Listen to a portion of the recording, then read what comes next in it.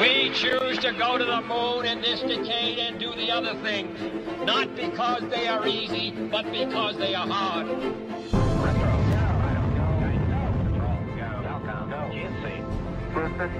Tranquility Base here. The Eagle has landed. We set sail on this new sea because there is new knowledge to be gained and new rights to be won, and they must be won and used for the progress of all people.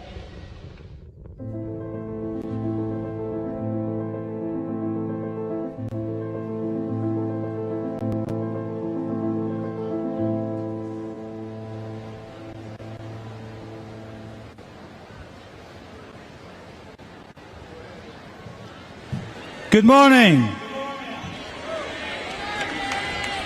Welcome to Rice. I'm David Alexander, the Director of the Space Institute here at Rice University. I'm so very honoured to be here sharing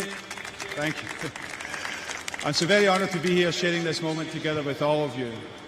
Today we remember the iconic speech that President John F. Kennedy gave here at Rice Stadium exactly 60 years ago. A speech that inspired a nation with the audacious vision to land a human on the moon for the first time. The legacy of those words live on to this day.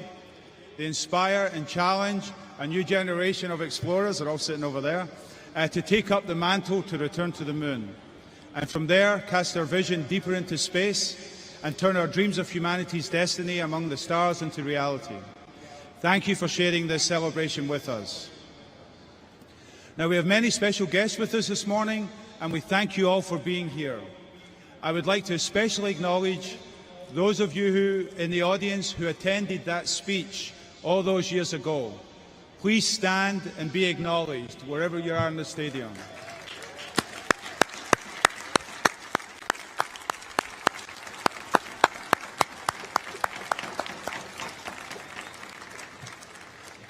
I would like to also give a shout out to all of the students who are here from the Houston Independent School District. Let me hear you.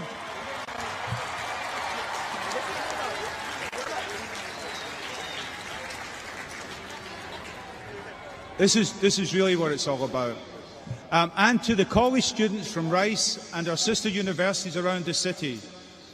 Most of you will be alive 40 years from now when we will be celebrating the 100th anniversary, and who knows, perhaps we will even have a live feed from the women and men living and working on the moon. With his enduring words, President Kennedy inspired a generation of astronauts, scientists, engineers, and explorers to make the impossible possible. Join me in learning more about the impact of the speech and take a moment to hear from the Director of the John F. Kennedy Library, Alan Price, and NASA Deputy Administrator, Pam Melroy. Thank you.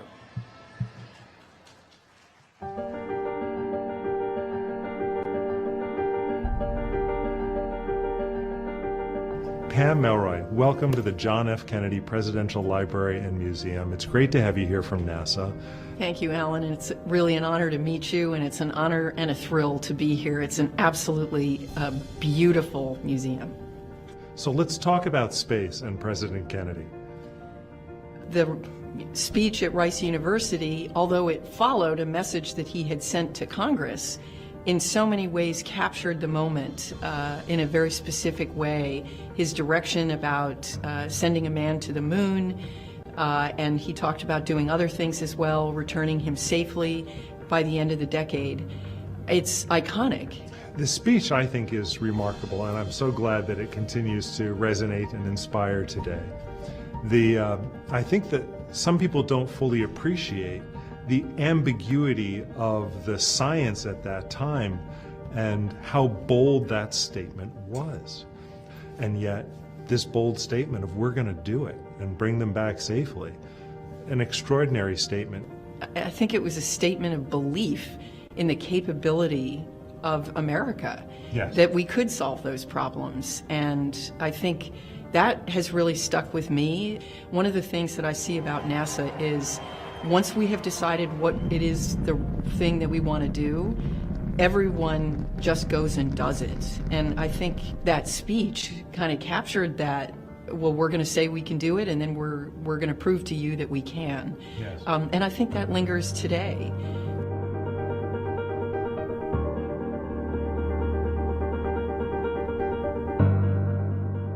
I could pick up on another aspect, I think, of President Kennedy's vision for space exploration, though clearly one of the motivators at the time was Cold War and concern that Sputnik had gone ahead of us and who's going to grab the high ground. But he had a vision that space would be an area for international cooperation and collaboration. It is a beacon for peaceful cooperation, and we're seeing that on the International Space Station with our partners from all around the world. It is a place that we can continue to always have conversations with each other and work together towards a common goal, even when things are really tense here on Earth.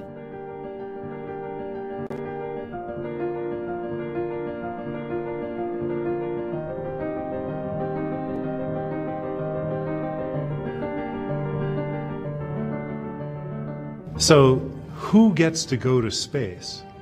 We have realized that what we're doing is so complicated, we really need, for our mission, a diversity of perspectives. And we have decided to weave that into the Artemis program. We've committed, and it will not be hard to do because we have many women and people of color in the office. We have committed on the first landing that there will be the first woman to set foot on the moon as a part of the Artemis program. And we also have committed throughout the Artemis campaign that the first person of color will also land on the moon. That is incredibly important to us. Super exciting. It's about time. It is about time. I couldn't agree more. Congratulations. Thank you.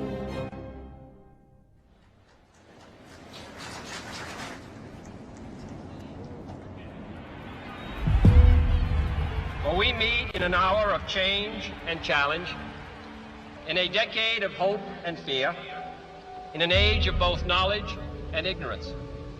The greater our knowledge increases, the greater our ignorance unfolds. No man can fully grasp how far and how fast we have come. But condense, if you will, the 50,000 years of man's recorded history in a time span of but a half a century. Stated in these terms, we know very little about the first 40 years, except at the end of them, advanced man had learned to use the skins of animals to cover them. Then about 10 years ago, under this standard, man emerged from his caves to construct other kinds of shelter. Only 5 years ago, man learned to write and use a cart with wheels. Christianity began less than 2 years ago. The printing press came this year. And then less than 2 months ago, during this whole 50-year span of human history, the steam engine provided a new source of power. Newton explored the meaning of gravity. Last month, electric lights and telephones and automobiles and airplanes became available. Only last week did we develop penicillin and television and nuclear power. And now, if America's new spacecraft succeeds in reaching Venus, we will have literally reached the stars before midnight tonight. This is a breathtaking pace, and such a pace cannot help but create new ills as it dispels old. New ignorance, new problems, new dangers. Surely the opening vistas of space promise high costs and hardships, as well as high reward. So it is not surprising that some would have us stay where we are a little longer, to rest, to wait. If this capsule history of our progress teaches us anything, it is that man in his quest for knowledge and progress is determined and cannot be deterred. Those who came before us made certain that this country rode the first waves of the Industrial Revolution, the first waves of modern invention, and the first wave of nuclear power. And this generation does not intend to founder in the backwash of the coming age of space. But why, some say, the moon? Why choose this as our goal? And they may well ask, why climb the highest mountain? Why, 35 years ago, fly the Atlantic? Why does Rice play Texas? We choose to go to the moon. We choose to go to the moon.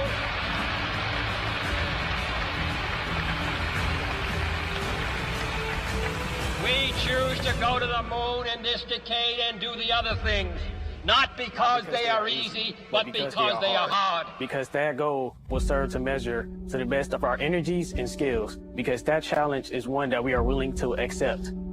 One we are unwilling to postpone, and one which we intend to win.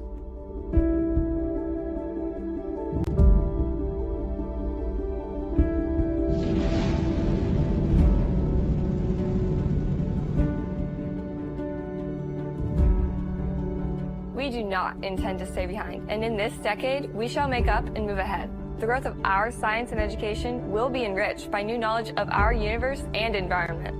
By new techniques of learning and mapping and observation. By new tools and computers for industry, medicine, the home, as well as the school.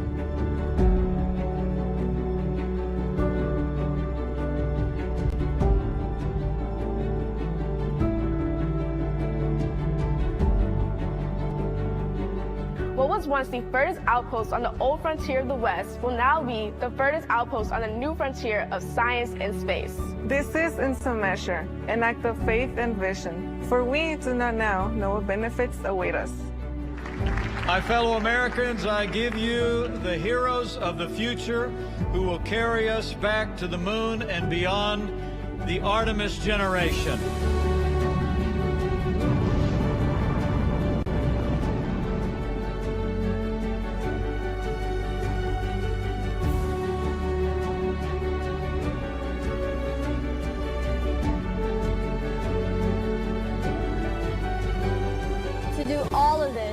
And do it right, and do it first before this decade is out, we must be bold. And therefore, as we set sail, we ask God's blessing on the most hazardous, dangerous, and greatest adventure on which man has ever embarked. Thank you.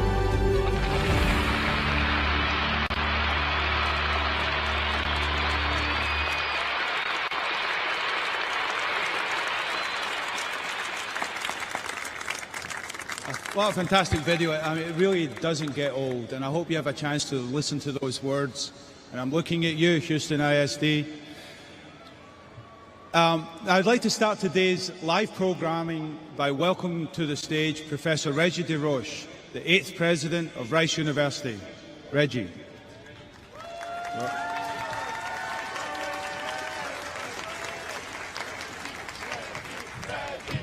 Thank you, David. I still get chills when I see that video. Before I begin, I want to thank all of you for being here. And we know it's hot and humid, but we will all be very brief with our remarks. In the audience, we have astronauts, elected officials, Rice Board of Trustees, Rice faculty, staff, students, and alumni, and leadership from NASA and the Johnson Space Center. I want to extend a special welcome to the thousands of students here from the Houston Independent School District. Thank you for being here.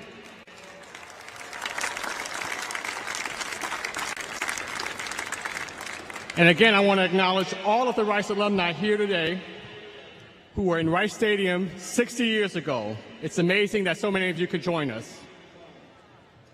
We gather here in Rice Stadium to celebrate a challenge and to renew a commitment. Let us remember that throughout almost all of human history, people looked into the night sky and beheld the moon as a distant wonder, something eternally out of reach. Flying to the moon was a metaphor for the impossible.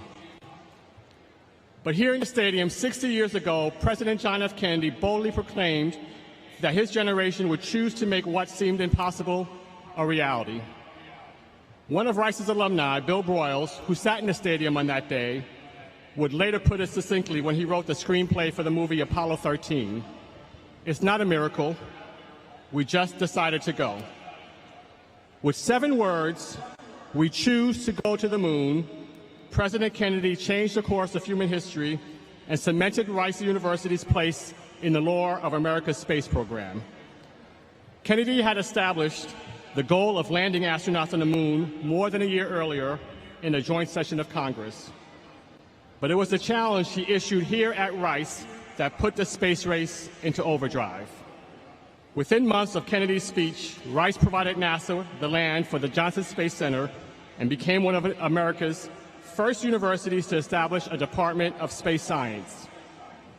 Within 18 months, satellites built at Rice were being launched into orbit atop American rockets. By the time Apollo 11 landed, several dozen graduate students and countless undergraduates had helped build instruments that made historic breakthroughs and remain on the surface of the moon today. Over the following 6 decades, the ties that formed between NASA and Rice in the early 1960s have continued to grow and support our nation's exploration goals and advancement of human and robotic spaceflight. Rice researchers played a key role in building the Hubble Space Telescope, and Rice faculty were co-investigators on numerous robotic explorations of the suns and planets, and they have a supporting role in NASA's current mission to the moon, Artemis.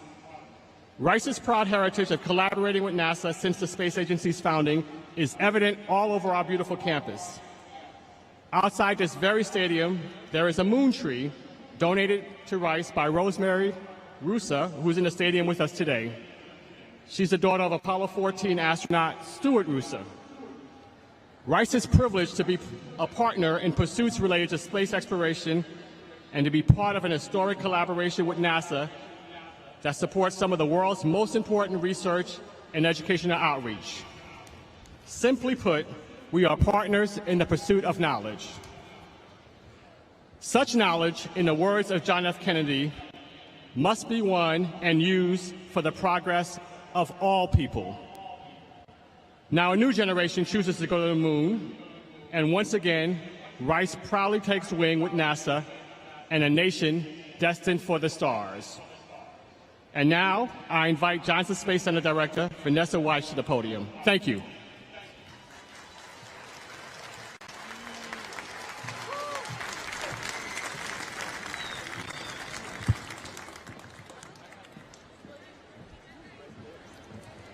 Thank you, President DesRoches. Good morning, distinguished guests, elected officials, and the greater Houston community. I'd like to especially welcome the hundreds of students from the Houston Independent School District.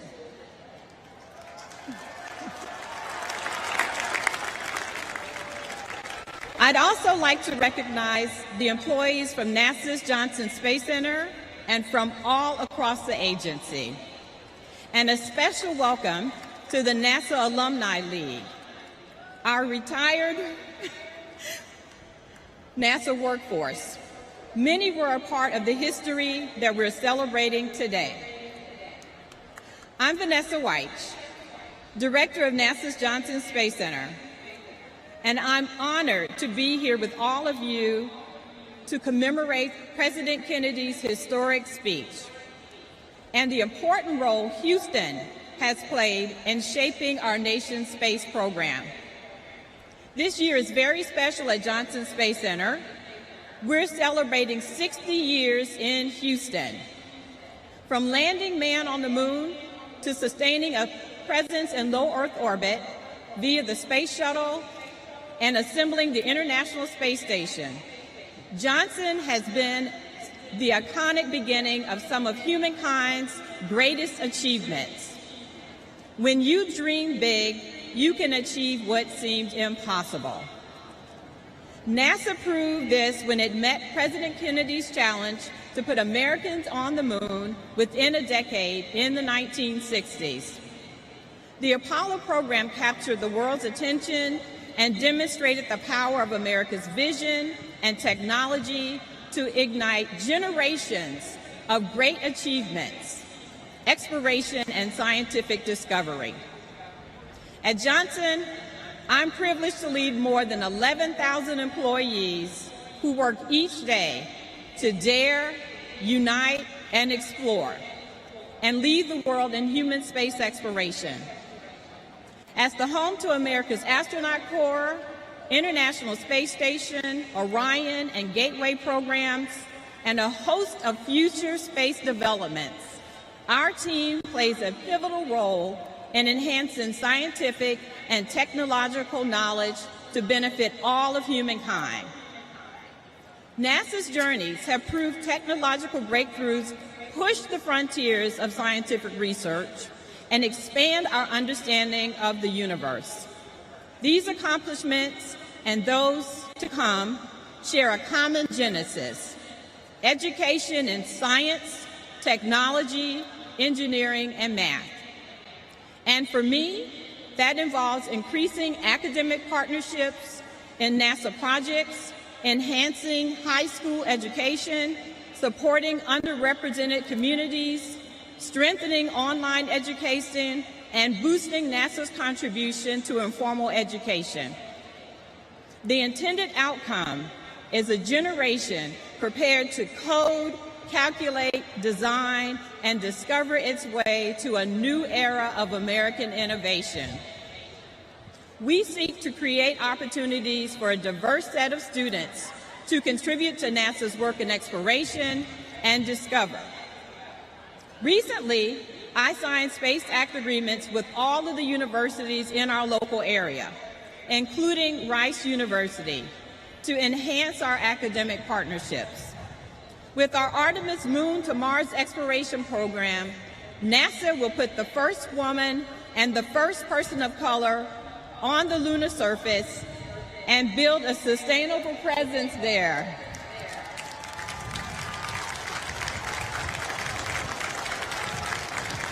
And in lunar orbit.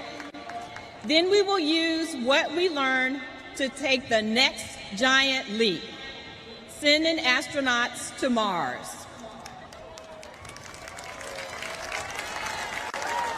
Our goal at Johnson Space Center for the next 60 years is to make Texas a global hub of human exploration, such that any country or entity that desires to work in low Earth orbit, around the moon, on the surface, further in the cosmos, can begin their next giant leap right here in Space City.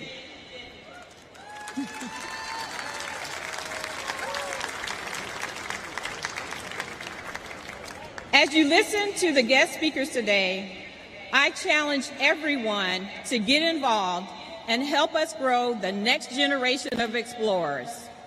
Our sons and daughters, nieces and nephews, and neighbors. Together, we will inspire the next generation, the Artemis generation. For the students in the audience, I hope you'll join us as an intern one day.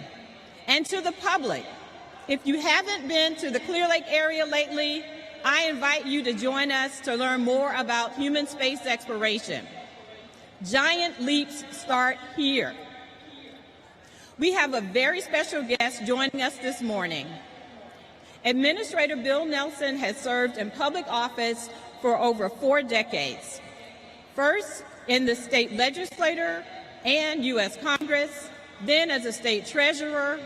He was elected 3 times to the United States Senate, representing Florida for 18 years. In 1986, Administrator Nelson flew on the 24th flight of the Space Shuttle.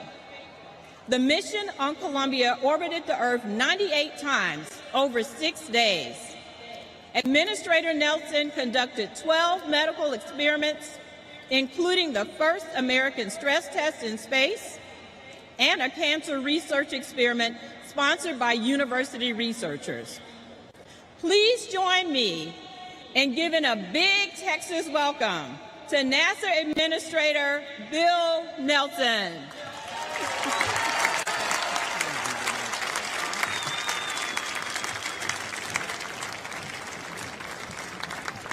If it's any consolation to you students, it was as hot 60 years ago in this stadium with the president as it is today. Director Wyche and members of the NASA family, President DesRoches and the Rice community, Chairwoman Eddie Bernice Johnson, my friend Representative Brian Babin, my very good friend Sheila Jackson Lee, my old friend Al Green, my new friends Sylvia Garcia and Lizzie Fletcher, and Mr. Mayor Turner, and of course the educators and students from the Houston Independent School District. So thank all of you for being here. I'm going to be merciful to you because I'm going to be short. Throughout America's story, there are defining days, days when minds change, hearts fill, and imaginations soar. Days when visions transform the trajectory of the American story, which is our story. And one of those days happened 60 years ago. It happened in this same city, at this same stadium, in the same sweltering heat of a sunny September day. And on that day, 60 years ago, 7 famous words that you've heard repeated carried across this stadium and across the country. We choose to go to the moon. President Kennedy knew that vision would be hard, not easy. He made that clear. He said, what he said, we choose to go to the moon in this decade and do other things, not because they are easy, but because they are hard.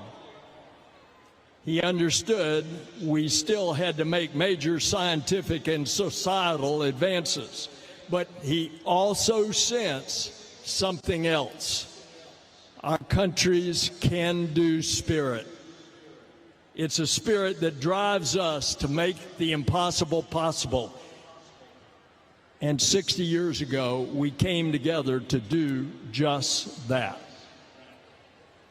The space program propelled to the forefront of culture and consciousness. It galvanized a historic effort that we are now the stewards of. We must never stop daring to take the next moonshot. And moonshots don't just happen in the cosmos, but also here on Earth. So it is today at the John F. Kennedy Library that President Joe Biden is taking the cancer moonshot to new heights. We can end cancer as we know it.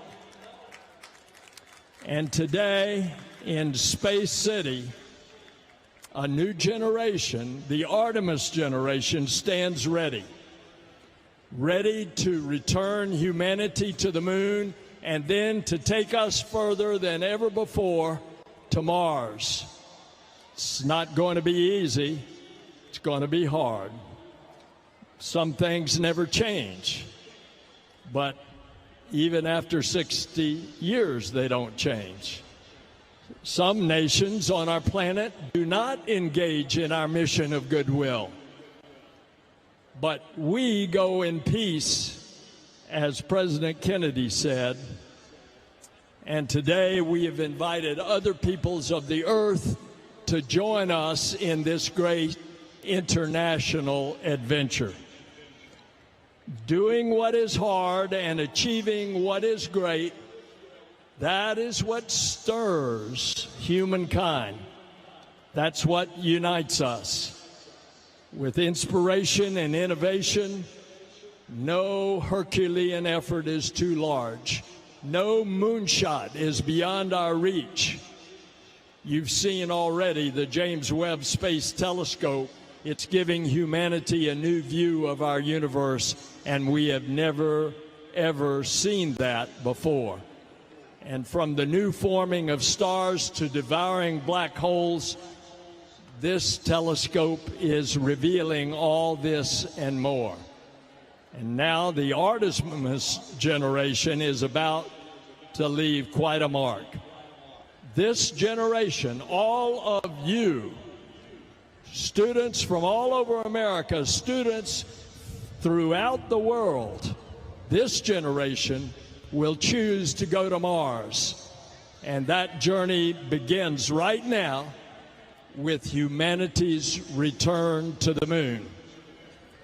Obviously, we had all hoped that Artemis 1 would already be on the way to the moon. But the NASA team has been working around the clock. Their resolve and perseverance are unrivaled. And I have full faith in this team and the mission. We will launch when we are ready. But mark my words, we are going. And when the final go is given, Artemis 1 will roar to life and soar to the moon. And every observation we make and every lesson we learn on this first Artemis journey prepares us and the way for humans to venture even further. Ladies and gentlemen, Mars is calling. Why? Because it's in our DNA to explore. Billions of years ago, the dry, toxic red planet we know as Mars might have once been like the Earth. Where did the water go? Why did the atmosphere change? Humans can discover much more than robotic explorers. We are more efficient, not to mention our intuition. And these missions of tomorrow will be sparked by the accomplishments of the Artemis generation today. It's a new era of pioneers, star sailors, thinkers, and adventurers. They are ready to learn what it will take to establish a new community on a cosmic shore. 60 years ago, President Kennedy put wind in our sails on the new sea of space exploration, and that mission is never ending. It's a mission about science and the advancement of the human spirit to expand what is possible. Let us continue the quest to unfold this universe, and let us continue to find unity in our discovery. So together, as Don Quixote reminds us, let us continue to dream the impossible dream that now becomes real.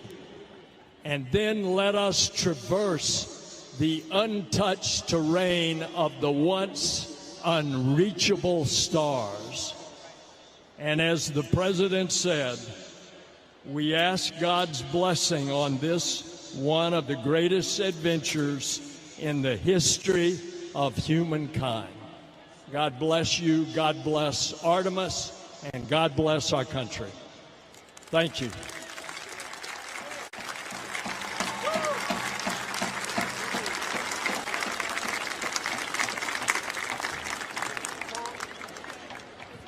Thank you, Administrator Nelson. So now we're lucky here in Texas to have representatives who are supportive of the Artemis program, the future of space exploration, and NASA's many missions. I'd now like to introduce videos from Senator John Cornyn, Senator Ted Cruz, and Congressman Randy Weber, who wish they were able to be here in person today. We will then hear from Congresswoman Eddie Bernice Johnson, Congressman Brian Babin, Congressman Al Green, Congresswoman Sylvia Garcia, Congresswoman Lizzie Fletcher, and the City of Houston's Mayor, Sylvester Turner. Thank you. Hi, I'm Texas Senator John Cornyn. It's an honor to join you all today as we celebrate the 60th anniversary of President John F. Kennedy's speech that rallied Americans to the moon. When he spoke on this incredible campus, President Kennedy described our state as a state noted for strength. I'm proud to say the same rings true today. as Texas remains home to the nation's strongest and most brilliant minds in human space exploration. 60 years later, and we've only scratched the surface of what remains to be discovered. Parents used to tell their kids to reach for the moon, but that's not the only objective anymore. Now we can also tell them to reach for Mars, because that's the next port of call on our horizon. As we look ahead at the next 60 years, I have no doubt that many of you will fill the pages of history with triumphant achievements, including those being dreamt by the young minds in attendance today. May God bless you. May He bless the men and women of our nation's space program, and may He continue to bless the United States of America. Good morning, and welcome to Rice Stadium, where we gather today to remember the historic events that took place right here on this very day 6 decades ago. On September 12, 1962, President John F. Kennedy famously gave a speech about why we as a nation choose to undertake the bold endeavor of traveling to the moon. Today I'm here to echo the sentiments of President Kennedy and a nation yearning to explore the final frontier as NASA embarks on a journey to reignite the space age, planning missions to the moon and Mars. In the words of President Kennedy, we choose to go to the moon in this decade and to do the other things, not because they are easy, but because they are hard. Because that challenge is one that we are willing to accept, one that we are unwilling to postpone, and one which we intend to win. Just as we chose then to go to the moon, today we choose to go back to the moon, and after that we choose to go to Mars. The prospect of achieving these goals wouldn't be a reality without the tremendous work of all of you here in Houston. Houston and Texas has been the hub of human spaceflight for the past 60 years and will continue to be for at least 60 to come with the help of the next generation of innovators like the Rice Owls and the HISD students in attendance today. The contributions of hardworking Texans in the space industry and talented young Houstonians like yourselves are just a few of the many reasons I am so proud to serve the Lone Star State. May God continue to bless the United States, and may He bless all of you on the next greatest adventure on which man has ever embarked. Friends, as a member of the House Science, Space, and Technology Committee and a representative of many great NASA employees and contractors, it's an honor to join y'all virtually. You know, I still remember President JFK delivering his famous speech 60 years ago. I know I'm dating myself here, but this speech was powerful about the challenge to land Americans on the moon. These words still remain true today. We choose to go to the moon, not because it's easy, he declared, but because it's hard. And 60 years later, we have chosen to go to the moon and now on to Mars. What a moment in our nation's history. We will return to the moon. It wasn't easy to get there the first time, but we are ready. NASA has worked tirelessly, and I look forward to all the work they continue to do. There's no higher ground than space, and we have the technology and the experience to get there. If we could get to the moon in the 60s, and we did, we certainly can get there now. At the end of the day, it's just this simple. NASA reminds us to dream and to dream big. And because of them, we have come so far. Thank you to our great NASA. Thank you all. God bless Texas and God bless America. So listen to the poet. Hi, I'm Texas Senator John Cornyn. It's an honor to join you all today as we celebrate the 6th.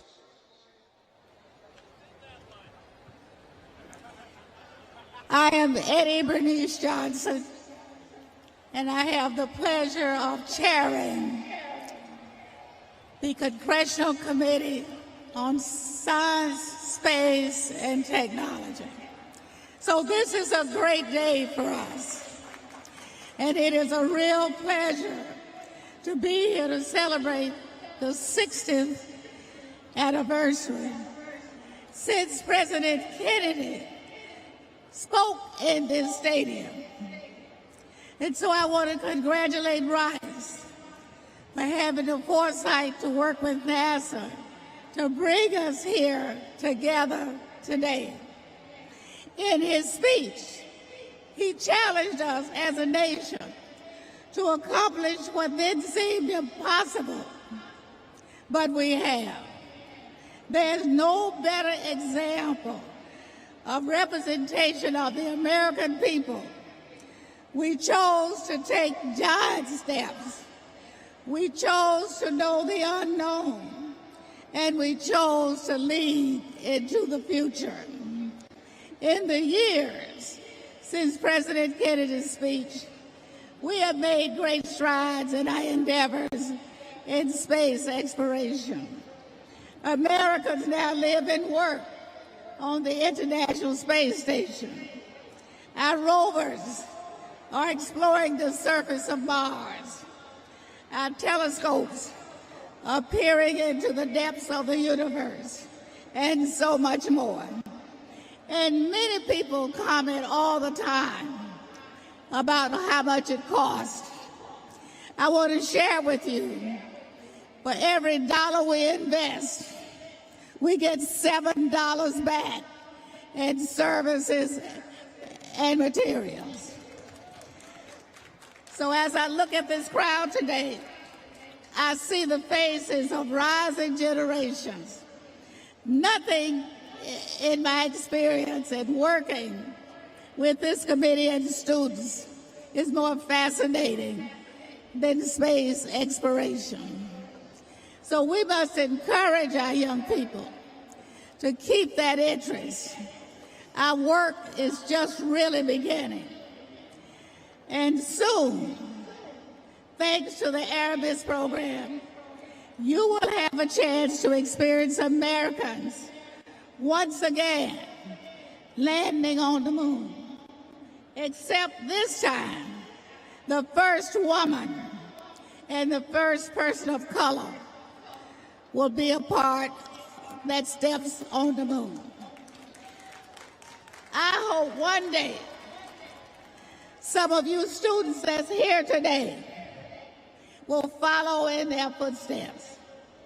To everyone here, and especially to our students, whether or not you pursue a career in space exploration, I hope you keep the words spoken here 60 years ago in mind. Choose to do the hard things more often than not. Your efforts will land you where you never thought would be possible. We never dreamed that we'd reach this 60 years later, but we have.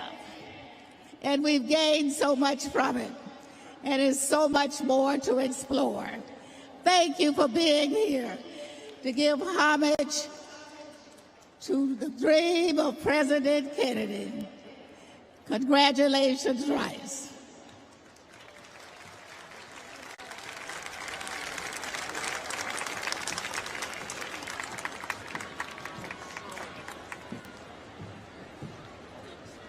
Thank you. I'm Brian Babin. I represent the 36th District, and I have the great honor of representing Johnson Space Center. What an honor to be out here today. Thank you. In May of 1961, from the Speaker's rostrum in the House of Representatives, President Kennedy charged Congress with an ambitious mission to send astronauts to the moon.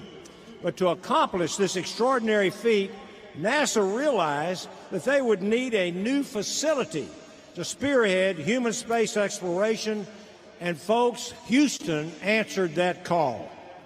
1 year later, President Kennedy stood right here in Rice University Stadium to proclaim this city of Houston, this state of Texas, this country of the United States was not built by those who waited and rested and wished to look behind them, Houston was given a mission, the Manned Spacecraft Center. Now NASA's Johnson Space Center in Houston would lead this country's extraordinary efforts in getting Americans to the moon. Kennedy declared, "We choose to go to the moon in this decade and to do other things, not because they are easy, but because they are hard." You've heard this many times today. But because that goal will serve to organize and measure the best of our energies and skills, because that challenge is one that we are willing to accept, one we are unwilling to postpone, and one that we intend to win, and the others too. As you all know, in 1969, America accomplished the goal of landing a man on the moon and returning him safely to Earth, a feat never before achieved by any other country, and we did it 5 more times. From successfully landing 12 pairs of boots on the moon and operating the historic Mission Control Center to managing the Orion spacecraft program and the International Space Station, Johnson Space Center in Houston has contributed critically essential components of the space exploration mission. None of this would have been possible without the collaboration of entrepreneurs and academic minds right here in Houston and right here at Wyche University. Partnerships that have built Houston into the global epicenter of space exploration. America is today, 60 years after Kennedy's remarkable proclamation, once again on the cusp of launching the most daring exploration program that humanity has ever seen, by sending astronauts back to the moon in pursuit of going even further, where no one has ever gone before.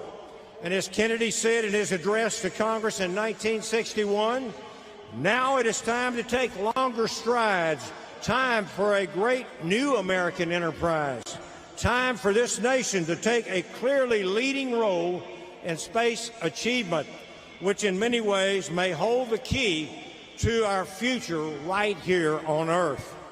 I'm very, very proud of the work that's being done here, and I look forward to Houston continuing to take this great nation and the world to new, longer strides in human space exploration, to the moon, to Mars, and even beyond. I would like to echo some more words that President Kennedy used to close his speech 60 years ago. He asked, "I ask for God's blessing on the most hazardous, the most dangerous, and the greatest adventure on which man has ever embarked. The mission continues. Thank you, Houston." And now I'd like to introduce my good friend Al Green, who represents Texas' 9th Congressional District. Thank you very much.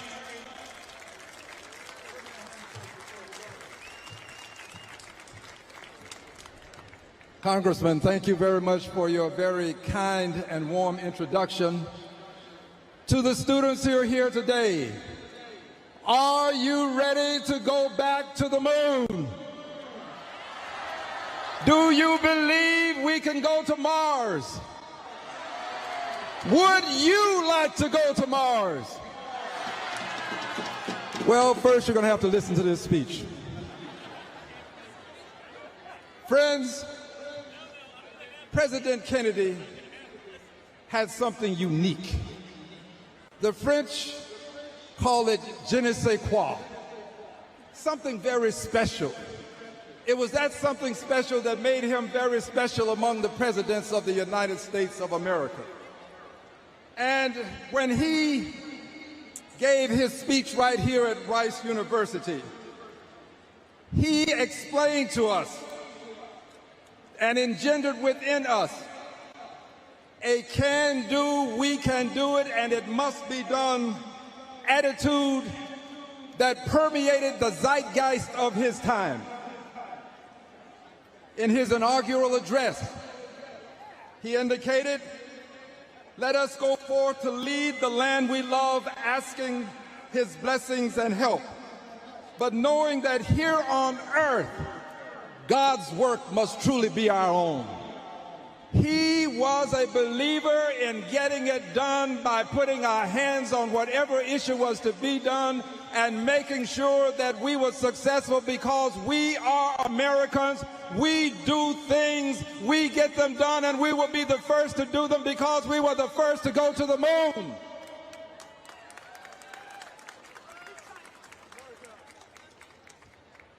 Nearly 2 years later, President Kennedy, this was after his inaugural address, reduced the impossible to the difficult. And the difficult he reduced to a matter of choice when he proclaimed that we choose to go to the moon in this decade and do the other things not because they are easy, but because they are hard. But what he said about going to the moon was something that young people across the length and breadth of this country took to heart. Young people decided that they wanted to do the difficult things. They decided to major in math and physics and engineering because they wanted to assure this country that they too believed that we could do the difficult things. These young people did these things because they were hard. And his response, President Kennedy's response to the naysayers and doubting Thomases, was captured when he extolled, by way of exemplar, this city of Houston, Texas, this state, this country of the United States was not built by those who waited and rested and wished to look behind them. Further, he indicated the exploration of space will go ahead whether we join in it or not. No nation which expects to be the leader of other nations can expect to stay behind in the race for space. President Kennedy, the great president, the president who led us into space, led this nation to believe that although the magnificent insular, this island that we know as Earth, is our genesis, our preeminent destiny, my preeminent destiny is the stars. Are you ready to go to the stars? Let's do it. It is our preeminent destiny. God bless you. It is now my preeminent privilege and my superlative pleasure to introduce the Honorable Congresswoman Sylvia Garcia. Give her a big hand, please.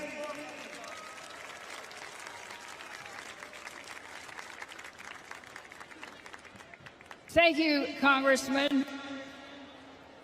Buenos dias. Hello, everybody.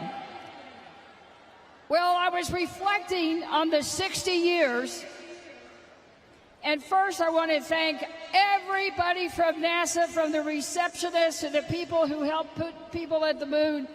Thank you. Thank you for your leadership, your creativity, your innovation that's gotten us to the moon.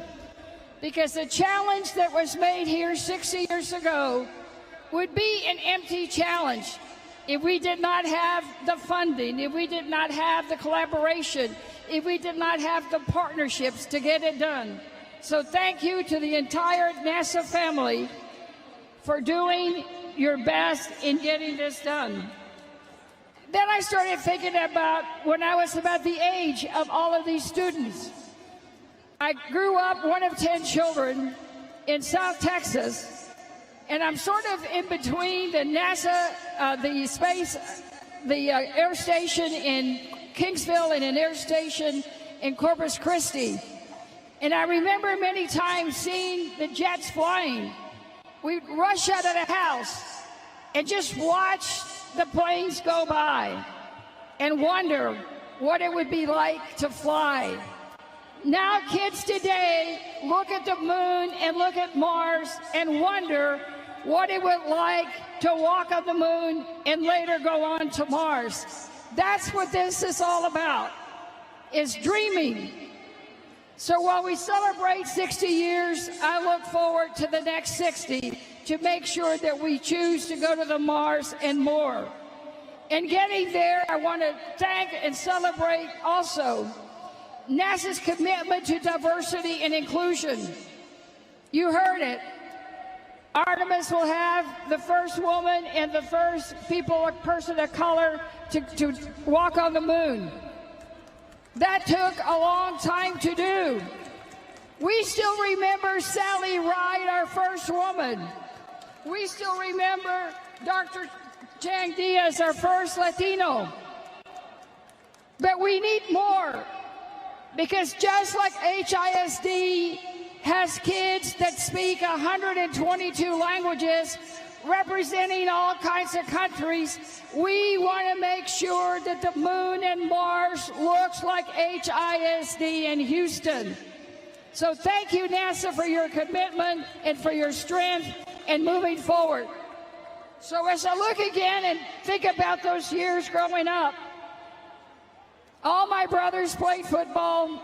All my sisters were cheerleaders. I was the nerd. I was not a cheerleader. But now I'm a NASA nerd and I cheer for NASA. So all things good. So again, thank you to Rice for hosting us. Thank you to all of NASA. It is now my pleasure to introduce one of my colleagues who serves on the committee with jurisdiction over NASA and NASA funding, Lizzie Fletcher.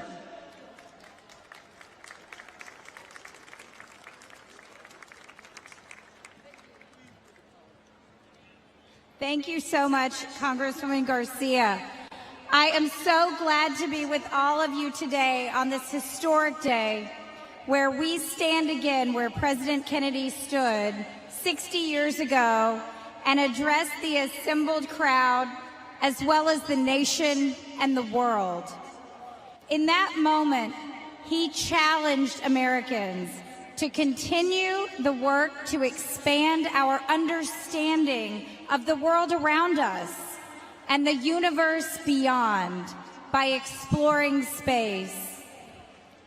Man, in his quest for knowledge and progress, is determined and cannot be deterred, he told the crowd, explaining that no nation which expects to be the leader of other nations can expect to stay behind in this race for space.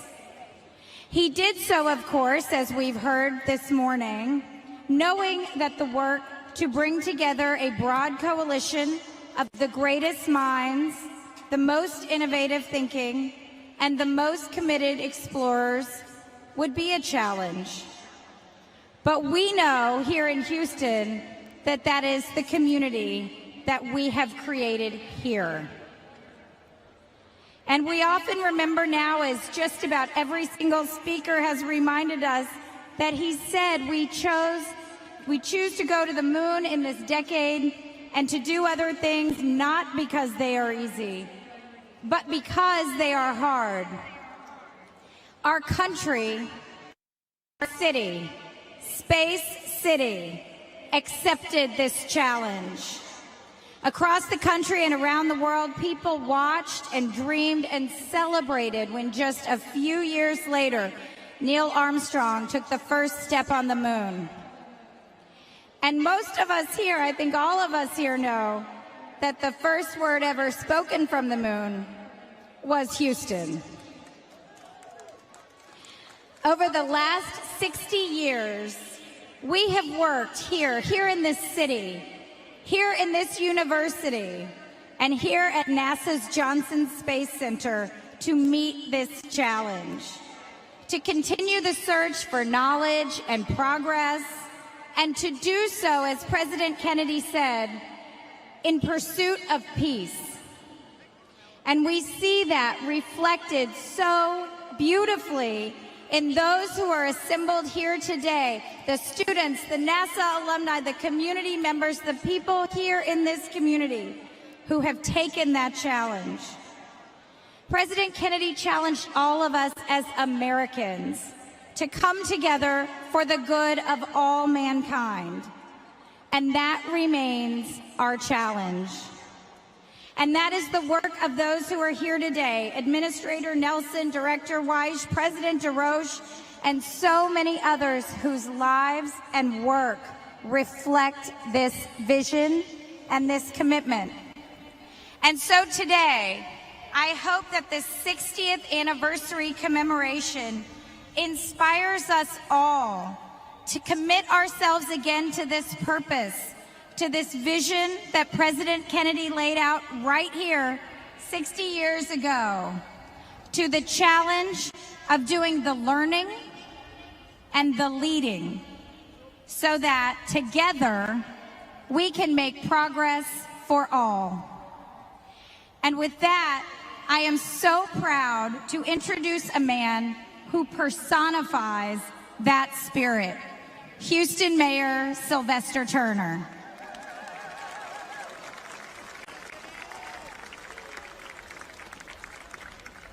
Thank you so very, very much. If you will, let me adopt everything that has already been said. Let me thank you all for being a fantastic audience. 60 years ago, President DesRoches, it was hot and steamy. Administrator White, it was not easy. People were sweating. It was hot. But the very fact that you all have been here and listened to one person after another, it signifies it has not been easy, but you have chosen to be a part of this audience. And that's what Houston is all about. We endure the heat, we endure the steam, we fan, we sweat, but in the end, we make it happen. So to my council members, Councilmember Cadman, Councilmember Robinson, to NASA, to the Johnson Space Center, to Rice University, the professors and the staff, now let's move forward. This is a different city than 60 years ago. We are more diverse, we are even smarter, we are more prepared, and we are ready to make it happen. Now let's go back to the moon, let's go to the Mars, and I'll see you down the road. Let's enjoy.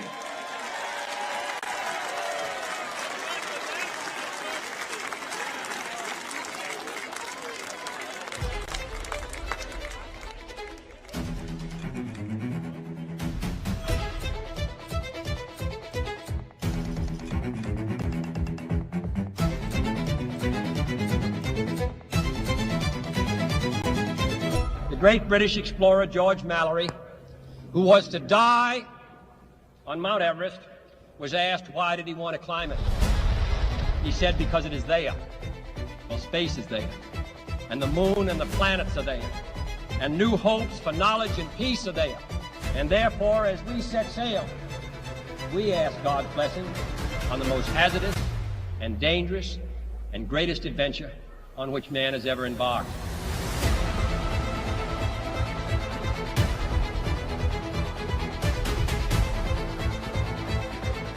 We set sail on this new sea because there is new knowledge to be gained and new rights to be won, and they must be won and used for the progress of all people.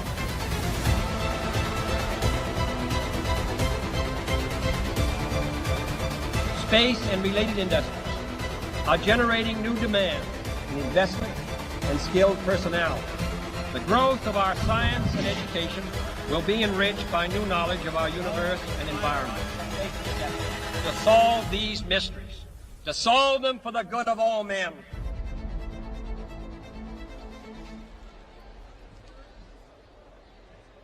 Hello again. So for nearly 22 years, humans have lived and worked in space in a continuous unbroken streak to test new technologies, conduct scientific research, and learn what it takes to explore deep space at the moon and eventually Mars. At this very moment, this work is ongoing aboard the International Space Station. Let's now travel 250 miles straight up to hear the crew of Expedition 67 reflect on this particular moment in human history. Greetings from the International Space Station to all of you at Rice Stadium in Houston. I'm NASA astronaut Kjell Lundgren.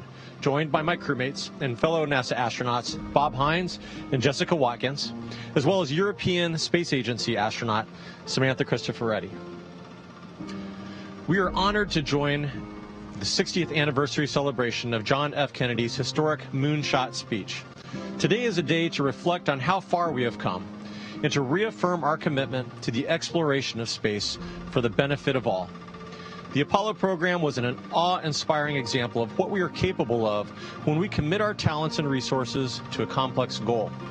We are proud to continue that bold tradition today with more than 2 decades of continuous presence aboard the International Space Station. The work we're doing here on station builds on the Apollo program and helps to prepare us for the next chapter in human history under the Artemis program. We'll return to the moon, and from there, we'll prepare for human exploration of Mars. As a testbed for deep space exploration, the station is helping us learn how to keep astronauts healthy during long-duration space travel and demonstrating technologies for human and robotic exploration beyond low Earth orbit. International collaboration is what made the dream of a scientific and commercial orbital laboratory a reality. The remarkable achievements of the International Space Station are made possible by the diversity of talents and experience international partners bring to the project. With Artemis, NASA and its international partners will build on the decades of collaboration to press forward to the next frontier and land the first woman and the first person of color on the surface of the moon. Our long-term goal has always been to send humans to Mars, and the moon is an important step on that journey. With the experience we gained through Artemis, we will establish sustainable human transportation, habitation, infrastructure, operations, and science that enables deep space exploration. As we celebrate President Kennedy's historic speech, we are reminded that we count on the next generation to carry on the passion of exploration. We need you, the next generation of scientists, engineers, explorers, and other STEM professionals to join us in the excitement and make this dream possible. The Apollo generation laid the foundation of exploration. The Artemis program will now carry us to the moon, Mars, and beyond.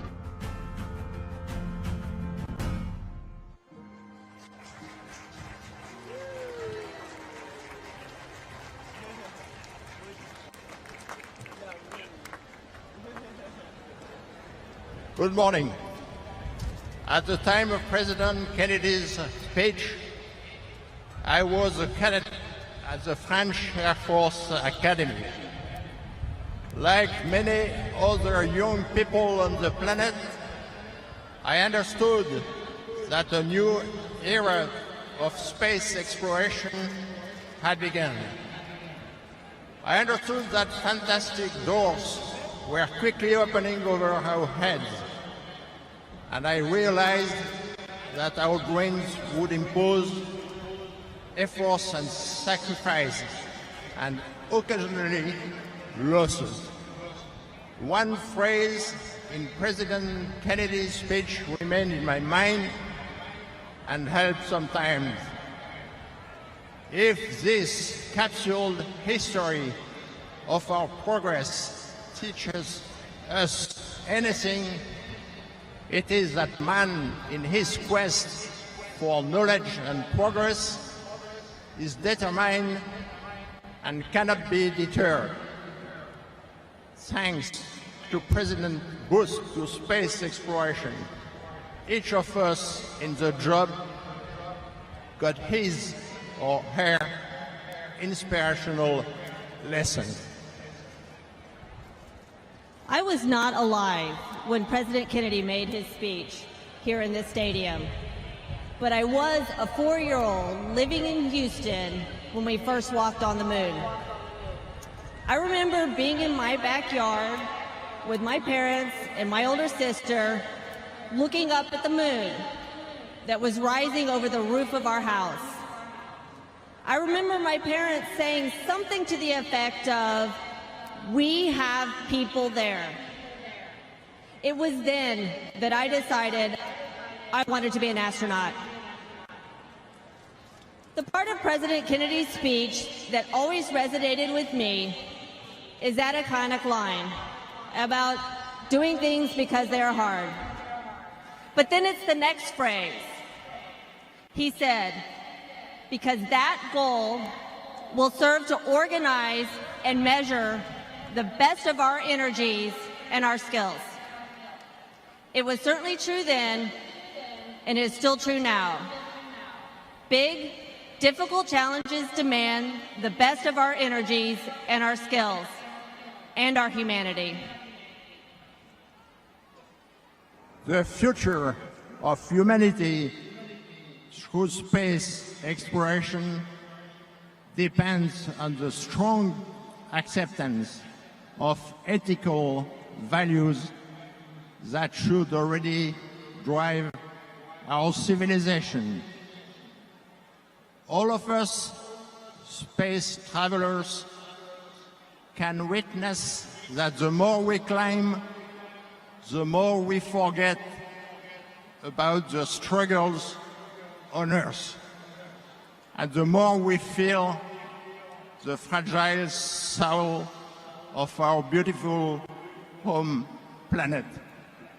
The full beauty of the Earth appears with distance, and we can appreciate thanks to the amazing discoveries of the Hubble and James Webb telescopes. Jean-Loup, you are right about the beauty of the Earth. Looking down from the space station, one has a unique vantage point to take in the wonders of our planet. The continents, the oceans, the clouds. You can see that we are all one together on our precious and, yes, our fragile Earth. Turning one's gaze to the stars, you can feel the enormity of the universe. You know that we need to continue to explore, and we need to continue it in peace and harmony together.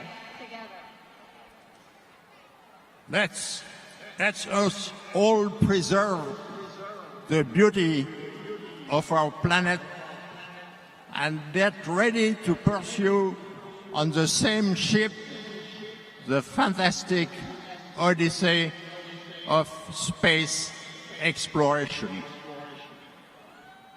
And we are doing that right now on a launch pad at the Kennedy Space Center is our first Artemis rocket. Very soon, we'll be launching once more towards the moon. NASA is working with our commercial partners and international partners to establish the first long-term presence at the moon. Jointly, we will venture out into our solar system to explore and see and understand. We will do it together for the benefit of all humankind. Space is a peaceful place where international cooperation is a success. And this is a kind of a joke.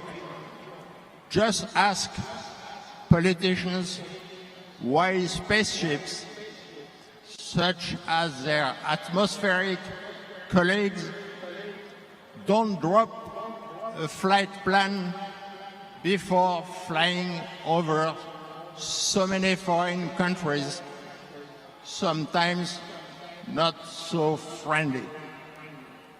Thanks, America, for your international cooperation initiative. And thank you. And thanks to all our international partners who are with us on this journey. And now it is my honor to introduce our NASA Associate Administrator, Bob Cabana.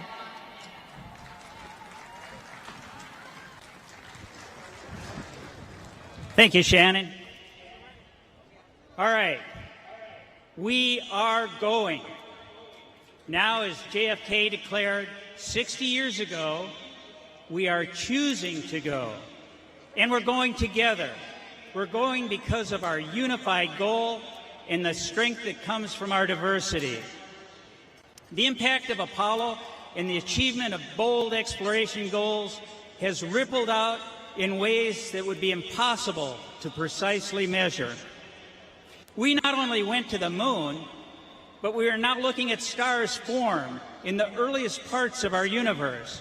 We're flying helicopters on Mars, and we're using advancements in technology and science to understand our own home planet, Earth. NASA has also changed. We've moved forward. We're more inclusive. We're more diverse. We have a whole generation.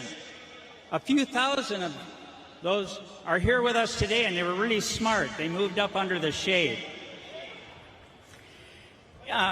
Anyway, they're with us today, including our next and final speaker, the talented and accomplished Houston Youth Poet Laureate, Avalon Hogans.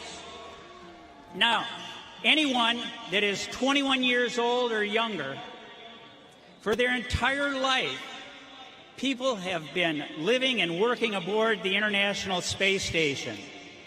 For them, humanity as a spacefaring species is just a part of what we do. I had the extreme good fortune to fly 4 space shuttle missions as a NASA astronaut, and I often get asked which one was my favorite. And it's easy. It was my last one, the first assembly mission of the International Space Station. And one of my crewmates, Rice alum, Dr. Jim Newman, is here in the audience today. Since November 2nd of 2000, humans have been continually living and working in space. That's significant. It impacts the way we see the world. It's why I always encourage people to get out, look up, watch it fly overhead. Now, if you missed it at 5:30 this morning, I doubt most of you were out then, weather permitting, there's another 4-minute opportunity at 8:30 this evening as it comes over Houston. I love to watch it pass over and know that my friends are up there, advancing technologies we need for the new Artemis missions to the moon and paving our way to the future. Today's students, those here with us today, and in classrooms throughout the country and around the world, have not seen us send people to the moon yet. But they will. We are going. We are going to explore the unknown. What is life like on the south pole of the moon? What can we learn from the formation of our own planet by being on the moon? How can we live further away from Earth? Our goals are ambitious. It's not easy, but we can accomplish hard things. We dare mighty things. We are so close to launching the first Artemis mission with our Mega Moon rocket, the Space Launch System, and the Orion crew capsule with 4 astronauts. We're going to put those spacecraft through a rigorous mission without crew in the extreme environment of deep space to prove we're ready to fly crew on the Artemis II mission. On this first Artemis mission, Orion will fly further from Earth than any spacecraft built for humans has ever flown, and stay in space longer without docking to a space station than any ship has ever done before. And then it will return home faster and hotter than ever before. Astronauts on their first flight aboard the Orion spacecraft on Artemis II will lead the way so we can land the first woman and the first person of color on the moon on Artemis III. These early missions will enable future lunar surface missions, preparing us to send astronauts to Mars. You are living in an incredible time for human spaceflight, and I hope that you are as excited about it as I am. The scientific discoveries we'll make on these missions will enable humanity to learn more about our universe. And Artemis is just one part of what we're doing at NASA. We have a place for you, no matter what. Come join us. It doesn't matter what you're passionate about, it just matters that you're passionate. That's where it all starts. Avalon, I am so looking forward to you sharing your poem with us. I can't wait to hear what poems you're going to write and compose after the first woman and first person of color step down on the surface of the moon. So let's keep charging. But don't forget, keep looking up, see the stars, and look for the space station. And wave hello to those astronauts up there as we go to the moon and further with Artemis. Thank you.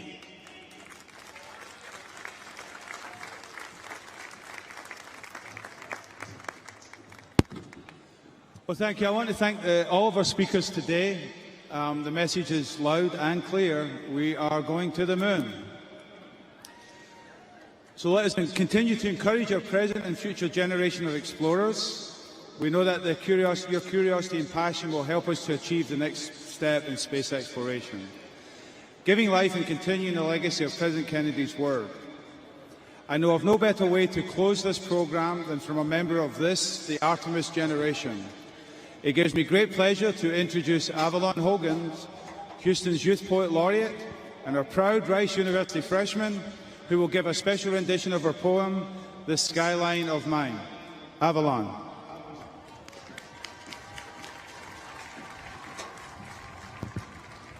Hello, my name is Avalon Hogans. Along with being Houston's Youth Poet Laureate, I am also a freshman here at Rice University.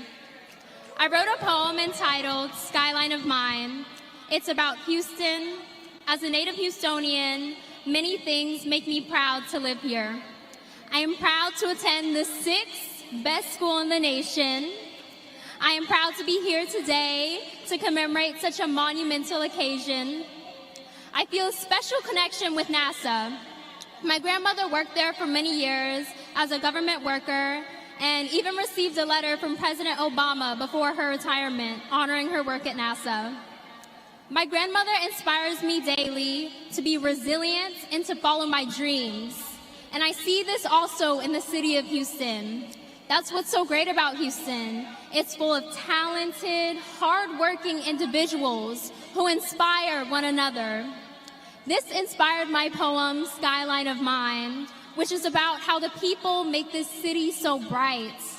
I was born and raised here in the 4th Ward area as a shy kid who loved to write but was scared to speak her mind. But as I got older, I uncovered more and more about how truly unique and beautiful Houston's art and culture is here. It has been impossible to deny my own aspirations. Houston is full of creation and innovation, from the museum district to the med center to our own neighborhoods and the stadium we're in right now.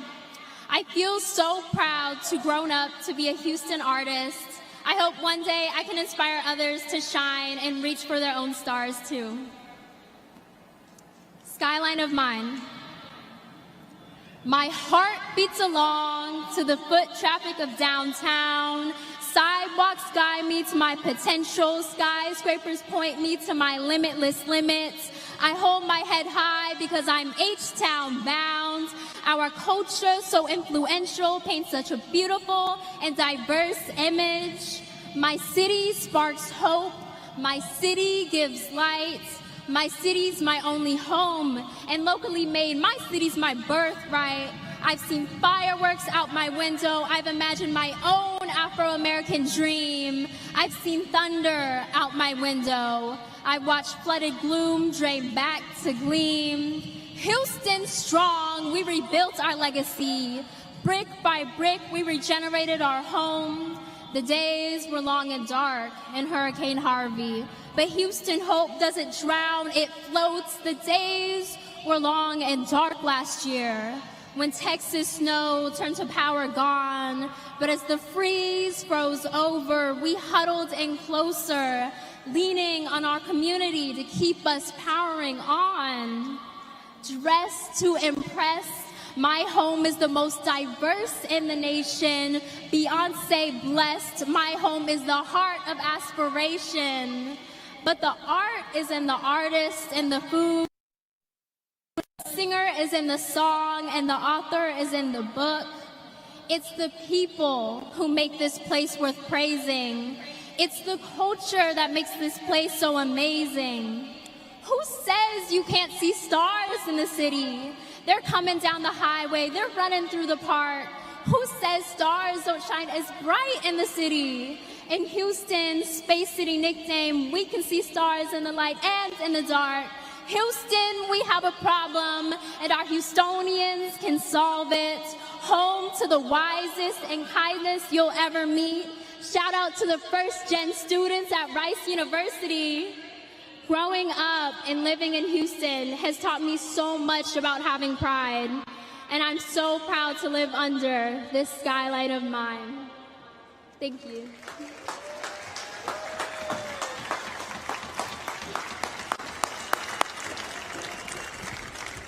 I actually didn't think it was possible to get goosebumps away from one of the ideals and visions for Houston. So before leaving the stage to the Rice Marching Owl Band, I want to thank you all for being our guests at this very special celebration, and to remind you that the future in space starts with you. Please enjoy the exhibit space and have a safe journey home. Thank you all.